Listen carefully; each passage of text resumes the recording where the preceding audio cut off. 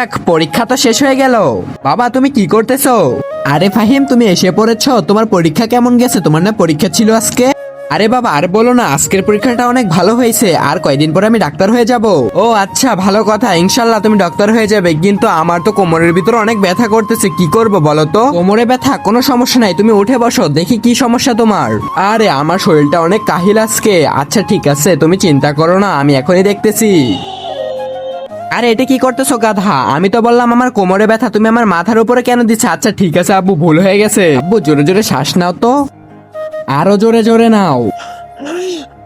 আব্বু তোমার কোমর থেকে এটা কি শুনতে পারতেছি আমি? হ্যাঁ আল্লাহ, আপনার বান্দাদের মনকে নরম করে দেন। এই সুন্দর কাবা শরীফের ভিডিও দেখেও ফলো লাইক করে না, তাদের হৃদয়কে নরম করে দেন, আমিন। আব্বু আমি তো তোমার কোমর থেকে ইন্দুরের শব্দ শুনতে পারতেছি। আরে বলদের বাচ্চা, তুই আবার হবি ডাক্তার? তুই কিছুই পারস না, যা এখান থেকে। তুই কি এর আবার ডাক্তার হইলি? বলে কি কখনো শুনছিস পেটের ভিতরে ইঁদুর থাকে? এই দেখ, এখান থেকে এই শব্দটা আসতেছিল। আর তুই বলিস আমার পেটের ভিতরে নাকি ইন্দুরের শব্দ আসতেছে? যা পাক্কলের বাচ্চা, তুই ডাক্তার হইলে তো সবাইকে মেরে ফেলবি। তোকে তো ডাক্তার না বানানোই উচিত, তুই এখান থেকে যা।